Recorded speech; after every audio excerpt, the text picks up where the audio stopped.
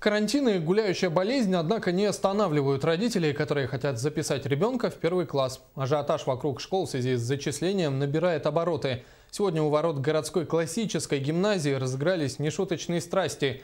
Родители, как и во многих других школах, организовали предварительные списки. Это и стало поводом для конфликта, рассказывает наш корреспондент Саргалана Захарова. В первый раз в первый класс в этом году в столичные школы пойдут более 4000 детей. Как и в прошлом году, их зачисление проходит в школы, за которыми они прикреплены территориально.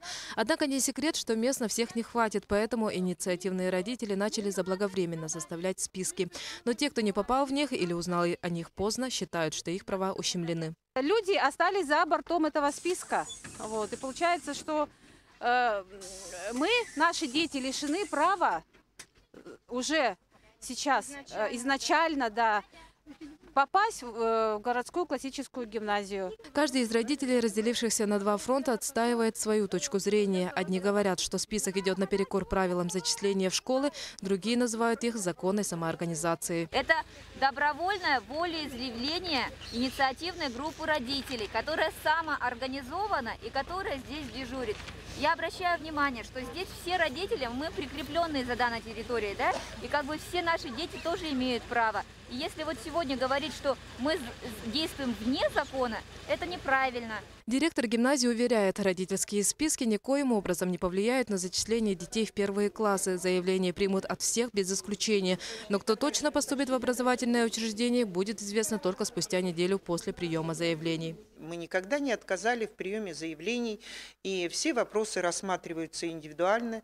И бывает, родители приходят не только в первый день подачи заявления, бывает, приходят и позже. Разные ситуации, и всегда и я, как руководитель образовательного учреждения, и, конечно, управление образования города Якутска, мы решаем эти вопросы в интересах ребенка и в интересах родителей. Из-за сложившейся ситуации в гимназии прошло собрание с участием представителей столичного управления образования, директора школы и родителей. Об его итогах нам рассказали в управлении. Документы все будут изучены, количественно сколько мест закрепленной территории поступит. Дальше совместно с учредителем будут приниматься меры или по открытию дополнительного класса 3-го, или по направлению обучающихся, не поступивших в классическую гимназию, в 26-ю школу. Отметим, как нам сообщали ранее в управлении образования, всего в Якутске создано 4500 мест в первых классах. Это почти на 500 мест больше, чем детей, которые выпустятся из столичных детских садов.